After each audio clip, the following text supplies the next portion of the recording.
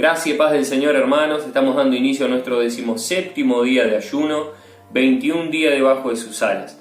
Y el devocional de hoy vamos a estar hablando de un asunto muy importante que se llama los pensamientos elevados de Dios.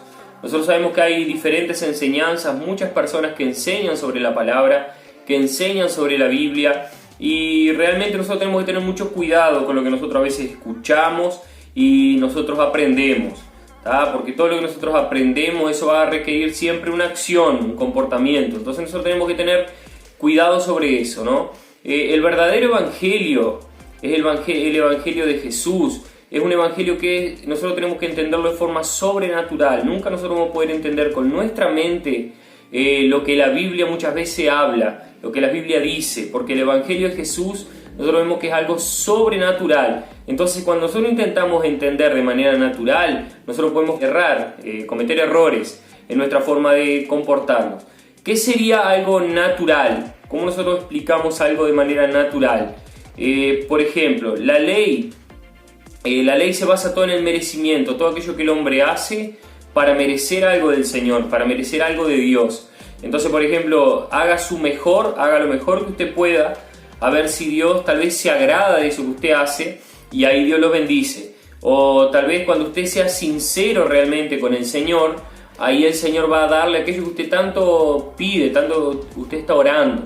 Solo que eso es natural, eso es de forma natural, nosotros intentar alcanzar algo del Señor. Pero lo sobrenatural es cuando el Señor ya, dice la Biblia, que nos dio todas las cosas. Él ya nos hizo justos antes de que usted tal vez vea cambios en su vida.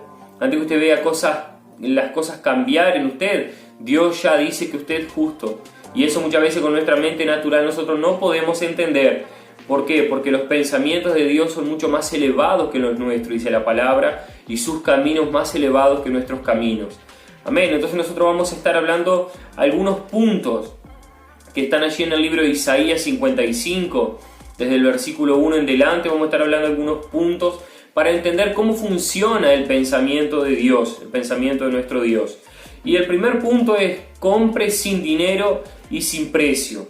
Dice Isaías 55:1: a todos los sedientos, venid a las aguas, y los que no tienen dinero, venid, comprad y comed.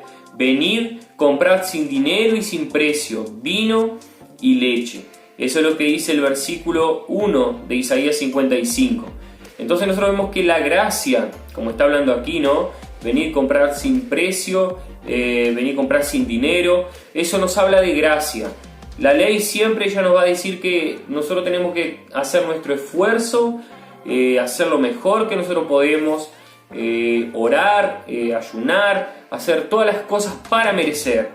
Pero la gracia es todo lo contrario. La gracia, nosotros ayunamos, nosotros oramos, nosotros somos agradecidos porque nosotros ya recibimos todas las cosas del Señor. Entonces vemos que es totalmente diferente quien decide vivir por ley y quien decide vivir por gracia.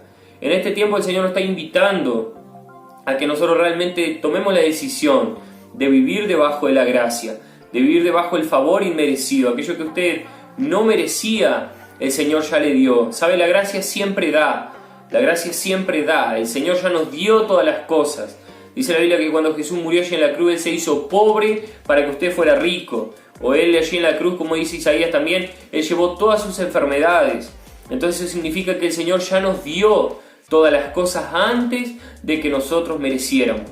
Él ya nos dio. Sin embargo, la ley, ella exige de nosotros. Bueno, ella exige buena conducta, ella exige que usted se comporte bien, que usted ore, que usted ayune, que usted lea la Biblia. La ley solo tiene exigencias.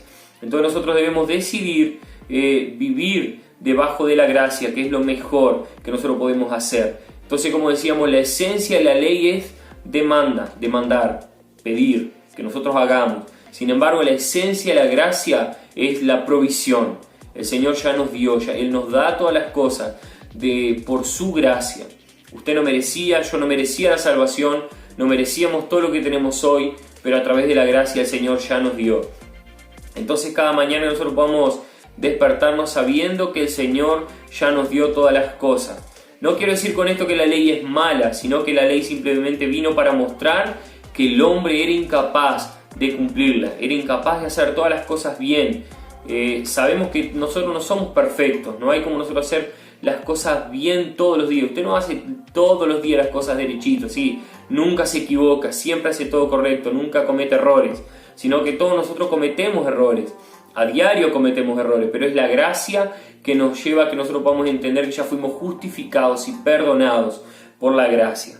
Amén. Entonces nosotros tenemos que entender que es importante este punto, es fundamental en nuestras vidas entender la gracia, el favor inmerecido. ¿Sabe? Hoy hay un problema muy grande que nosotros vivimos hoy, y es que muchos están predicando acerca de la gracia, pero como que además de ser favor inmerecido, la gracia es como que nos capacita para cumplir la ley.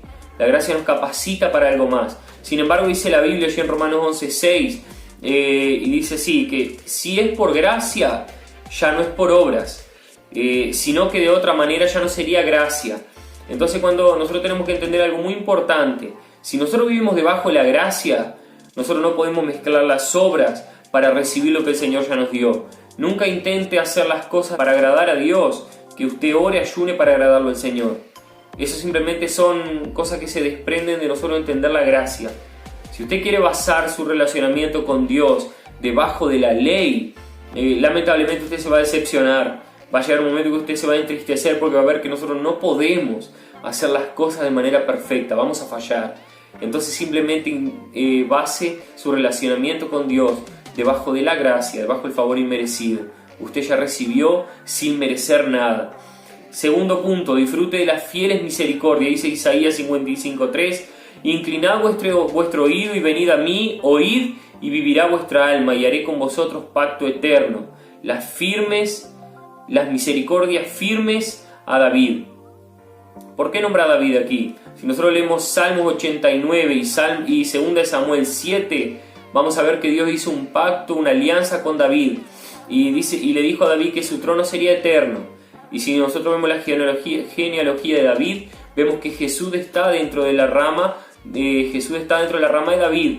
O sea que Jesús, de alguna manera, Él proviene de la descendencia de David. Y Jesús tiene un trono eterno que nunca termina. El trono de Jesús es por siempre. Por eso que Jesús es hijo de David, está dentro de la genealogía de Él. Entonces ese es el pacto, la alianza que Dios estaba haciendo con David. Y nosotros también pertenecemos.